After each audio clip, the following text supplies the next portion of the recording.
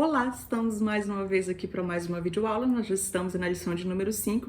Vamos começar a estudar o preciosíssimo livro de Provérbios. Mas antes de nós começarmos, eu gostaria de lhe fazer um convite, você que ainda não faz parte dessa família, a se inscrever no canal. E você que já é inscrito, compartilha esse vídeo com seus grupos de WhatsApp, de Telegram, com aquela pessoa que não está de repente frequentando a escola bíblica dominical e você quer que ela frequente, mande para ela já ficar querendo conhecer mais a respeito do livro de Provérbios e começar a ir aí na EBD da sua congregação.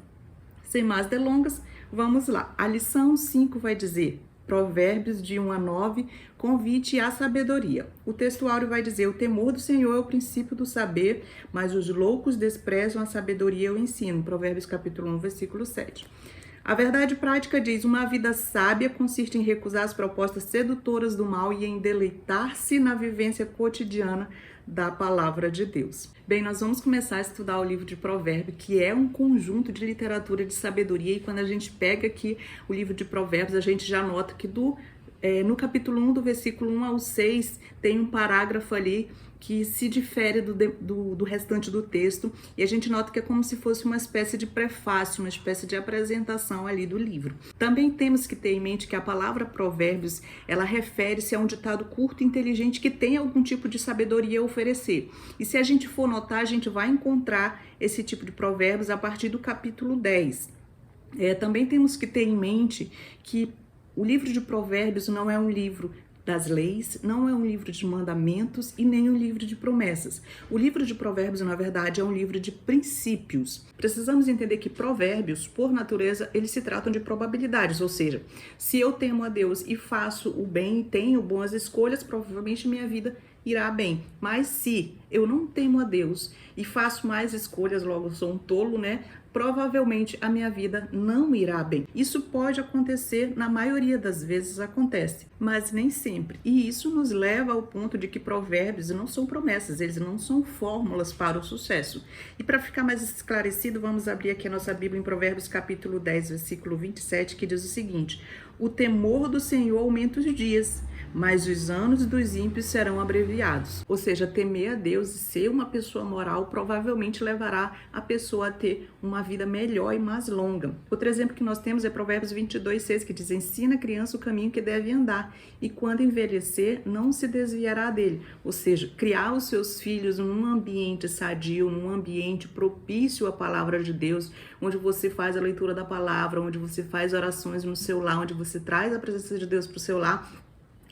Ou seja, nesse ambiente amoroso, nesse ambiente receptivo à palavra de Deus, provavelmente as chances dessa criança, desse menino crescer nos caminhos do Senhor e se firmar são muito grandes. Porém, não há garantias, muitas coisas podem dar errado no nosso mundo. Os provérbios, por natureza, eles enfocam uma regra geral, um coletivo e não as exceções. Mas também nós temos que ter em mente que os livros de sabedoria, eles não esquecem das exceções, eles tratam também disso.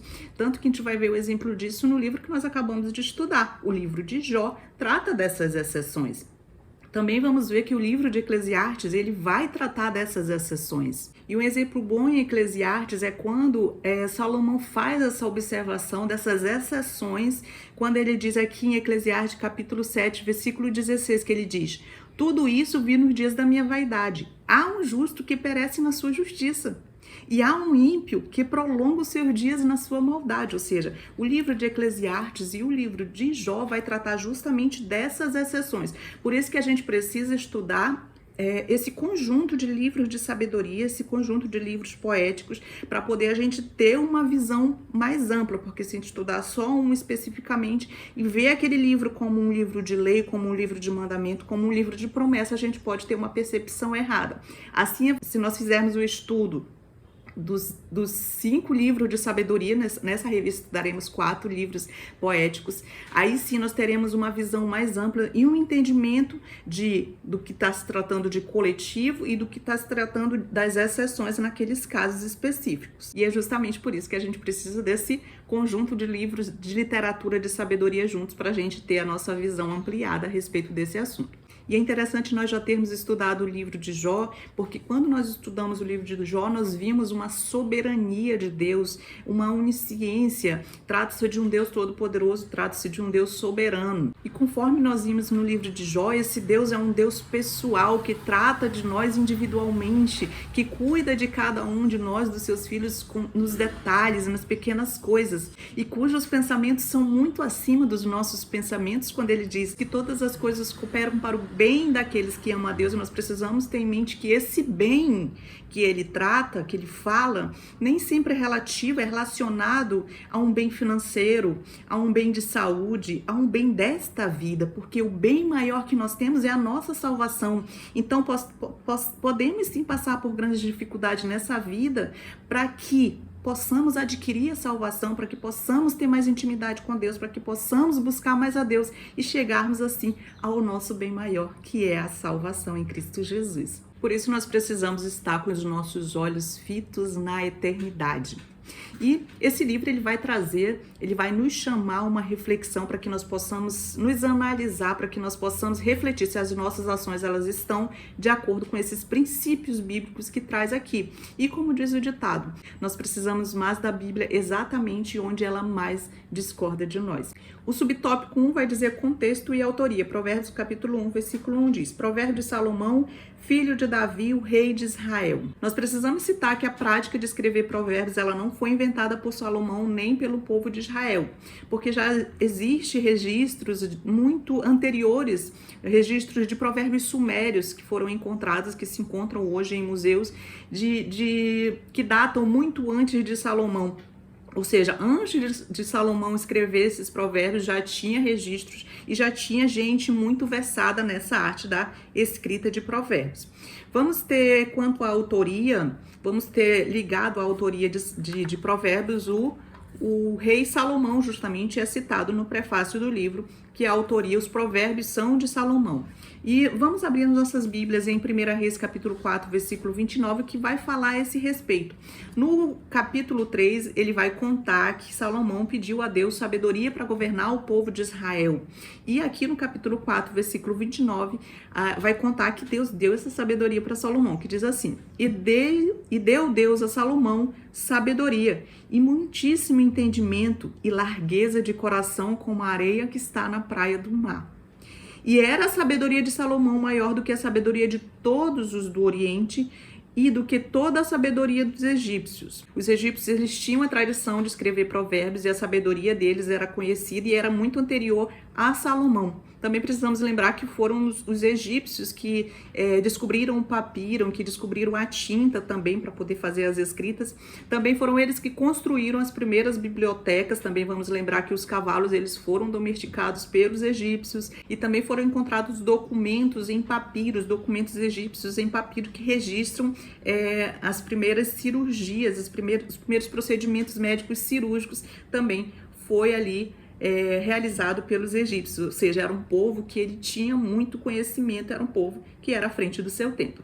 Continuando aqui no versículo 31 diz: E era ele ainda mais sábio do que todos os homens e mais sábio do que Etã, Ezraíta. Nós precisamos lembrar que Etã é um sábio bíblico, foi o sábio que escreveu o Salmo, inclusive 89, e também vai citar mais dois sábios, que também esses dois nós não sabemos quem são, e diz mais: E correu o seu nome por todas as nações em redor, e disse 3.000 provérbios, e foram seus cânticos 1.005. Então, Salomão escreveu 1.005 cânticos. Quais desses 1.005 nós temos um registrado na Bíblia, que é o livro de Cantares, que nós também vamos estar estudando. E desses 13.000 provérbios que Salomão escreveu, nós vamos ter registrados aproximadamente 679 provérbios, nós vamos ter registrados aqui no livro de provérbios, ou seja, ainda sobrou muito provérbios aí que Salomão escreveu. Além de outros escritos bíblicos que vão constar como o Salmo 72, o Salmo 127, além de Cantares e Eclesiastes, que nós vamos estar estudando também. Outros autores aqui também eles são citados, por exemplo, o trecho do capítulo 25 até o capítulo 29, eles são provérbios de Salomão e eles foram transcritos pelos homens de Ezequias, conforme a própria Bíblia nos fala no capítulo 25, versículo 1, que vamos ler, que diz, também estes são provérbios de Salomão, os quais transcreveram os homens de Ezequias, rei de Judá. Ezequias, que foi um dos poucos reis que honrou a Deus, bem contrário do seu pai Acais, né, que fechou o templo. Ezequias fez justamente o contrário, ele honrou a Deus e reabriu os templos e derrubou ali aqueles locais que eram para adorar outros deuses que não fosse o Deus verdadeiro. E essa transcrição ela se deu bem após a morte de Salomão. Já aqui no capítulo 30, nós vamos encontrar um outro autor por nome de Agu, era um sábio chamado Agu. Já no capítulo 31, nós vamos ter uma outra autoria, também uma participação da autoria de Lemuel. Lemuel, que significa dedicado a Deus. E Lemuel já é a segunda geração, né? Porque conforme a gente viu, conforme a gente começa a ler, a gente vê que foi a sua mãe que ensinou, que passou esses ensinamentos, que passou essa tradição para Lemuel. E Lemuel absorveu de tal forma que ele reproduziu ou produziu este provérbio digno de ser colocado na Bíblia junto com os escritos de Salomão. E conforme nós dissemos, não foi por falta de material, já que dos 13.000 provérbios de Salomão, apenas 679 vão constar, aproximadamente 679 vão constar aqui no livro de Provérbios. Então, em conclusão, em termos de autoria, nós vamos ter Salomão como sendo o autor da grande maioria dos provérbios. Também vamos ter os homens do rei Ezequias transcrever nada mais é do que pegar um texto de um jeito e repetir ele nesse outro material exatamente igual, sem fazer nenhuma mudança. Então nós vamos encontrar também essa transcrição dos homens de Ezequias, do rei Ezequias, palavras do rei Salomão. Também vamos ter uma participação ali de Agu e de Lemuel. Vemos com isso que o autor maior das escrituras é o próprio Deus e ele chama várias pessoas diferentes, ele chama quem ele quer para fazer parte desse processo. O subtópico 2 vai dizer conteúdo e propósito, Provérbios capítulo 1, versículo 2 a 6, que diz: para obter o ensino do bom proceder, a justiça, o juízo e a equidade. O livro de Provérbios ele começa com uma clara declaração do seu propósito, que é levar as pessoas a buscarem a sabedoria para que elas vivam de forma agradável a Deus. Nos primeiros capítulos de Provérbios nós vamos encontrar uma seção que é dirigida aos jovens. Porém, se nós formos observar, qualquer pessoa pode se beneficiar, não apenas dos jovens, mas qualquer leitor que for fazer um estudo dessa parte vai se beneficiar do que vai encontrar ali, porque lá justamente eles vão descobrir a fonte e o valor da sabedoria. O livro de Provérbios ele justamente contém muitos conhecimentos que podem ser aplicados à nossa vida diária,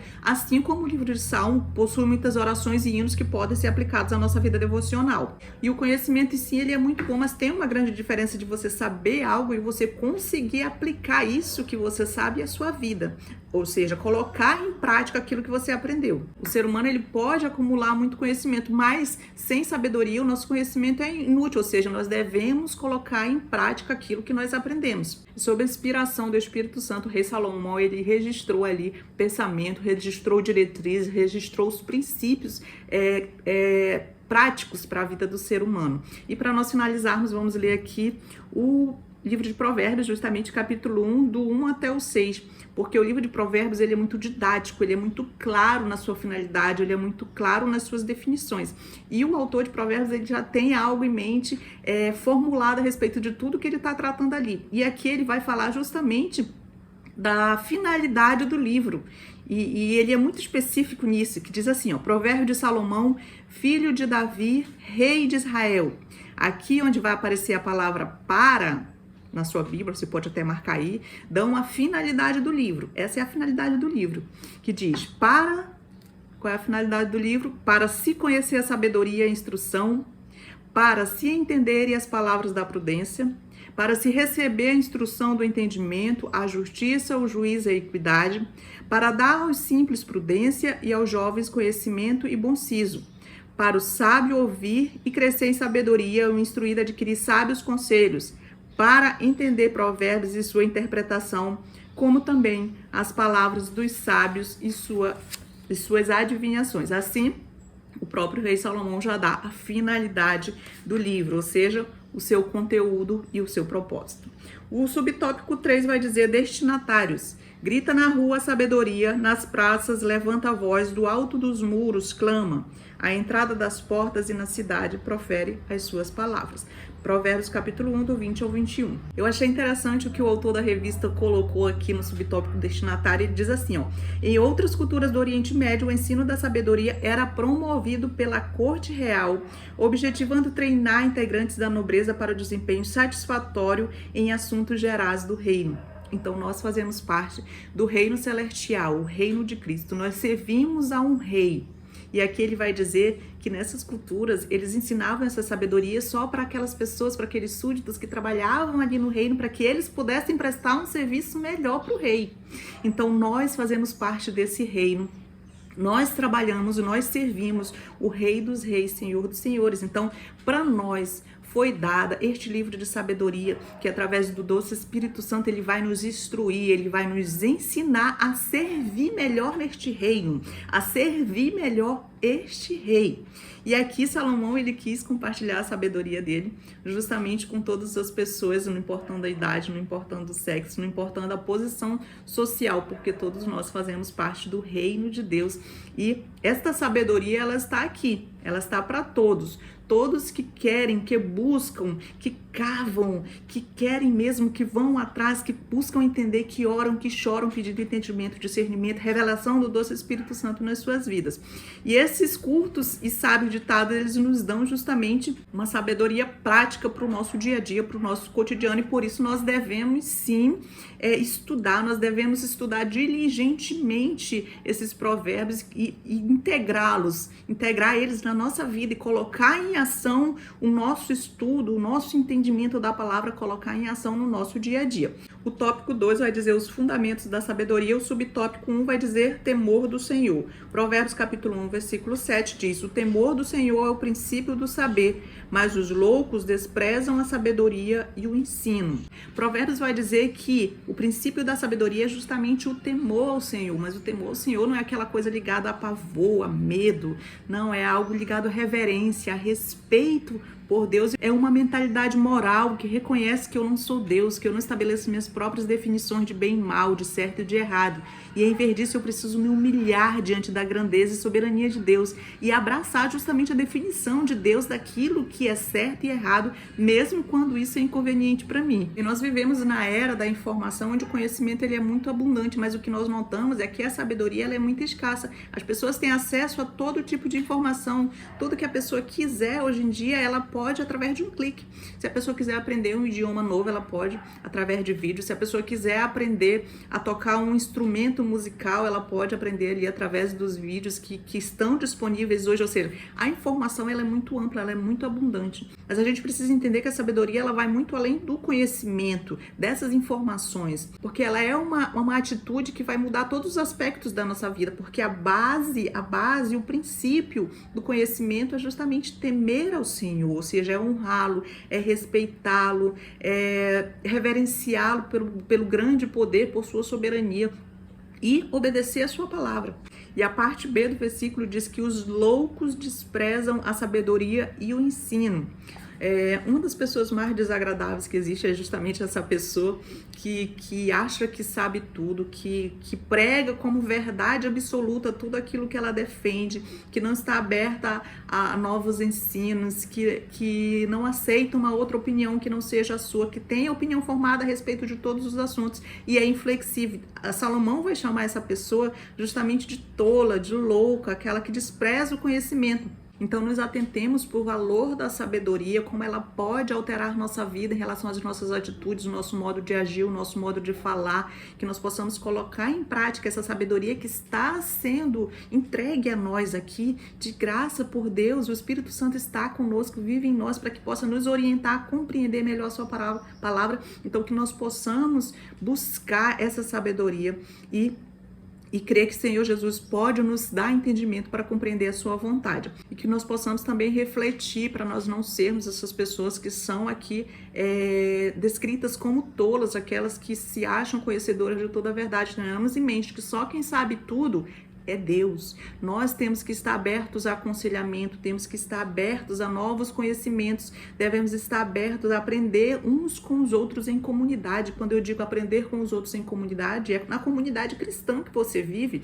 Você deve estar aberto a ouvir, a aprender com aquelas pessoas que têm mais conhecimento naquela área específica que você não tem. Então, sempre tem alguém que pode ensinar algo a você, então que possamos sempre estar aberto a essa aprendizagem, que possamos aprender a aprender com os outros. E como eu falei,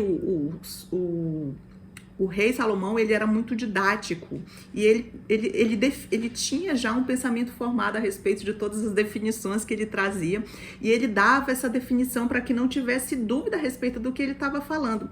E para isso, ele deixou Provérbios capítulo 8, versículo 13, que é quando ele define o que é o temor do Senhor, para que não haja dúvidas. E ele diz assim: o temor do Senhor é aborrecer o mal, aborrecer a soberba, aborrecer a arrogância e aborrecer o mau caminho. O mau caminho, a gente vai lembrar de Jó, né? Que Jó era um homem temente a Deus, que se desviava do mal. Então aqui é justamente essa pessoa que aborrece o mal, que se desvia do mal. E ele vai continuar e vai dizer: temer ao Senhor é aborrecer a boca perversa. Então aqui ele dá uma definição para que não fique dúvida de que você deve fazer para realmente temer ao Senhor, e temor do Senhor é o princípio da sabedoria. Então é um livro que ele é muito específico, ele não deixa dúvidas do que seria aquela definição. O subtópico 2 vai dizer contexto familiar, Provérbios capítulo 1, versículo 8, que diz: filho meu, ouve o ensino de teu pai e não deixes a instrução da tua mãe. O livro de Provérbios, ele vai trazer algumas situações onde as admoestações, elas começam justamente com essa expressão de filho meu. E claro que isso não se dá em todo o livro de Provérbios, se a gente for observar, ela acontece só até o capítulo 9. A partir daí a gente já não vê mais esse tipo de expressão. E essa expressão, ela vai apontar para um cenário na instrução, que é justamente esse que o autor vai falar, que é um cenário familiar, é um cenário domiciliar, uma situação de pais instruindo os seus filhos. E aqui nós encontramos os primeiros personagens que são citados aqui no livro de Provérbios, que é justamente os personagens que são os pais. Aqui, se era Salomão ou se ele está criando um personagem como se fosse ele um dos pais, a gente realmente não sabe. O que a gente sabe é que, infelizmente, nós não temos nenhum testemunho dos filhos de Salomão que seguiram esses conselhos que ele dá aqui. Inclusive, Roboão, depois que Salomão morreu, a gente vai ver a história dele, uma história realmente que não condiz com as instruções que foi passada aqui. E aqui o autor da revista, ele vai apontar justamente a responsabilidade dos pais pela educação feita no lar. E aqui a gente vai lembrar da importância das nossas atitudes, muito mais do que palavras, porque muitas vezes nós, como pais, nós queremos muito ir para a parte do aconselhamento, de conversar muito, de falar como o filho tem que agir, como ele tem que fazer, e muitas vezes alguns pais, eles esquecem de cuidar das suas atitudes no lar, porque na verdade o lar é o reflexo de como você de fato é, como você é na intimidade, quando você está lá na igreja, que você dá glória a Deus, que você ora, não, no seu lar é como você de fato é, ali com a sua família. E é justamente nesse momento que os filhos, eles estão observando os pais. Então, os pais, eles têm que estar muito atentos para levar justamente a mesma reverência que eles têm lá no culto, no altar, levar essa reverência a Deus para dentro dos seus lares, levar esse amor pela palavra para dentro dos seus lares, levar esse costume de falar com Deus para dentro dos seus lares. Esse exemplo é o que vai fazer a diferença. Por isso que eu sou defensora dos cultos domésticos. Os cultos domésticos, eles precisam acontecer. O seu filho precisa ver você orando, o seu filho precisa ver você lendo a palavra, o seu filho precisa ver você cantando louvores a Deus, prestando reverência, prestando culto, colocando ali um altar, fazendo um altar na sua casa. Os seus filhos precisam ter essa referência de família, de pai e mãe juntos, ali sentados num local, fazendo este momento, tirando este momento de reverência e de culto a Deus, porque as nossas atitudes, elas falam muito mais do que as nossas palavras, e nós precisamos levar levar justamente este exemplo para dentro dos nossos lares, levar esse exemplo para os nossos filhos, para que eles vejam que nós reverenciamos a Deus não apenas quando estamos no templo, mas quando estamos no nosso lar. Nós damos adoração a Deus, nós tornamos a adoração como algo de fato importante em nossas vidas. E eu gostaria de ler aqui uma referência que o autor da revista colocou, que é bem interessante para casar com essas informações da importância de nós levarmos o altar para dentro do nosso lar, de nós ensinarmos os nossos filhos o caminho que eles devem herdar e da responsabilidade que nós temos. 2 Timóteo capítulo 1, versículo 5 vai dizer: trazendo à memória a fé não fingida que em ti há, a qual habitou primeiro em tua avó Lóide e em tua mãe Eunice, e eu estou certo de que também habita em ti. Aí, 2 Timóteo 3,15 diz: e que, desde a tua meninice, sabes as sagradas letras que podem fazer-te sábio para a salvação pela fé que há em Cristo Jesus. Então aqui a gente vê que Timóteo era um dos primeiros cristãos da segunda geração. E a gente nota algo interessante, que ele não se tornou cristão porque um grande evangelista pregou para ele, mas ele se tornou cristão porque a sua avó Lóide e a sua mãe Eunice ensinaram para ele desde criança o caminho, ensinaram a palavra, ensinaram os caminhos do Senhor. Então a gente nota que o trabalho dos pais no seu lar é de vital importância para que essa criança cresça ali com as suas bases alicerçadas em Cristo, para que ele veja na prática o que a palavra de Deus faz nas nossas vidas. Como é prazeroso servir esse Deus, como a nossa vida familiar é agradável, é amorosa, o nosso lar é um lugar de paz, um lugar de amor, porque a presença de Deus se faz presente ali. Então, ensinar os filhos justamente é uma oportunidade e é uma responsabilidade dos pais. E a gente nota que Jesus, quando ele fala lá em Mateus, ele diz: vinde a minhas criancinhas, deixai vir a minhas crianças. Ou seja, Jesus queria que as crianças viessem a ele. Então nós devemos sim dar a devida importância das crianças, de levar essa palavra dentro do lar. Os pais devem pegar isso como uma oportunidade e uma responsabilidade também de levar a palavra de Deus para dentro do seu lar e para mostrar para essas crianças através do exemplo como é bom servir a Deus, como vale a pena servir e adorar esse Deus verdadeiro. O subtópico 3 vai dizer guardar o coração. Provérbios capítulo 4, versículo 23 diz: sobre tudo que se deve guardar, guarda o coração, porque dele procedem as fontes da vida. Provérbios capítulo 4, versículo 23. Salomão diz que, acima de tudo, nós devemos guardar o nosso coração, tendo a certeza de que, se os nossos desejos estiverem de acordo com os propósitos de Deus, nós permaneceremos no caminho certo. Então, nós devemos sim nos certificar de que os nossos afetos nos conduzem a nossa vida na direção certa. Nós devemos colocar limite para os nossos desejos. Não devemos seguir tudo que nós vemos, nós devemos olhar para frente, manter os nossos olhos fixos na eternidade e não nos desviar para caminho que nos leve ao pecado. Eu gostaria de ler aqui Salmo 119:11, que diz assim: escondi a tua palavra no meu coração para eu não pecar contra ti. Aqui o autor da revista ele finaliza esse subtópico com essa referência de Salmo 119:11, que vem muito a calhar aqui com esse momento, porque esconder a palavra de Deus no nosso coração é justamente um meio de evitar o pecado, e nós devemos colocar a palavra de Deus em prática. Nós devemos fazer dela um guia vital para a nossa vida, porque ela vai nos conduzir ao céu. Se nós seguirmos essa palavra, nós vamos conseguir ter uma vida que nos conduza ao caminho da eternidade. A sabedoria, para a maioria das pessoas, ela significa conhecimento, mas quando a gente olha aqui para a palavra hebraica que se traduz por sabedoria, a gente vê que vai muito além de uma atividade mental, também se refere à ação, ou seja, seria uma habilidade ou um conhecimento aplicado, não apenas o conhecimento sem ação, mas o conhecimento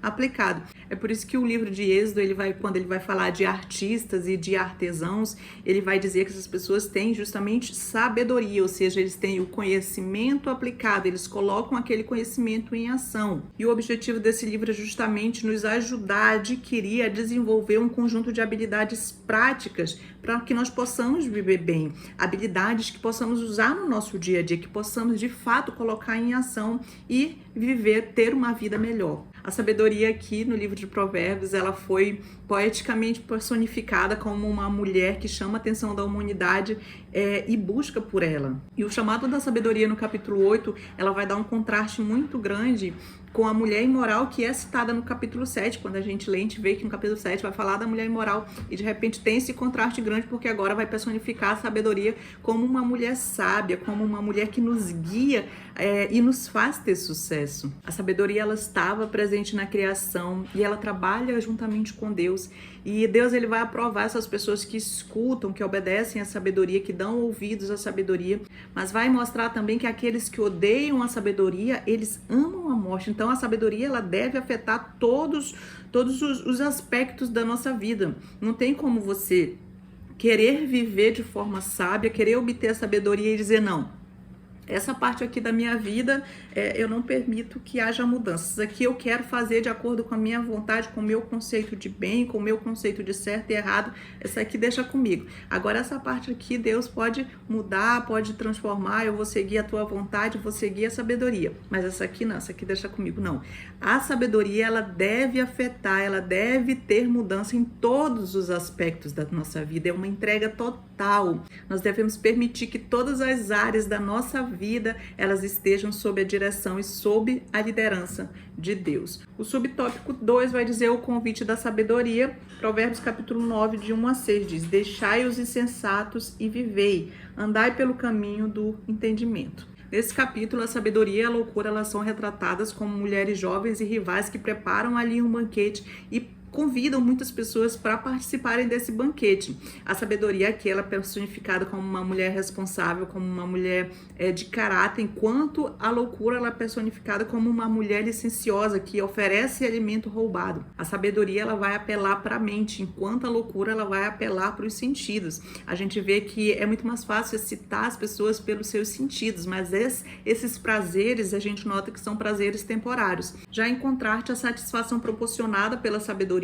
ela é eterna, ela é para sempre. O banquete descrito nesse capítulo, ele tem uma relação interessante com uma parábola de Jesus citada em Lucas capítulo 14, do 15 ao 29, onde diz que embora muitos tenham a intenção de comparecer ao banquete, não fazem porque são desviados por outras coisas que se tornam mais importantes em suas vidas. Que nós não permitamos, irmãos, que nas nossas vidas algo se torne mais importante do que justamente essa busca pela sabedoria de Deus. O subtópico 3 vai falar do banquete da loucura, Provérbios capítulo 9, 16, 17, que diz: quem é simples, volte-se para aqui. E aos faltos de senso diz: as águas roubadas são doces e o pão comido às ocultas é agradável. Aqui a Bíblia, ela vai retratar a figura da loucura como uma mulher licenciosa, como uma mulher sedutora. E aqui o autor da revista vai nos fazer refletir a respeito sobre os perigos das escolhas dos caminhos errados. Quando você faz uma escolha e não busca a sabedoria em Deus, não busca a resposta na palavra, porque a Bíblia, ela tem resposta para todas as situações das nossas vidas. Nós só precisamos refletir, nós só precisamos estudar, nós precisamos analisar a palavra para encontrar essas respostas. O livro de Provérbios, ele traz muitos aconselhamentos para que nós possamos tomar as melhores decisões, para que nós possamos confiar em Deus, independente das situações, nós possamos estar confiantes no Deus soberano. E aqui ele também fala da influência de pessoas e ideias insensatas em nossas vidas. Se nós estivermos com as nossas bases fixas em Deus, se nós estivermos alimentando o nosso espírito com a palavra de Deus, com o conhecimento da palavra, nós não seremos enganados por ideias e influências erradas, porque nós conheceremos a verdade.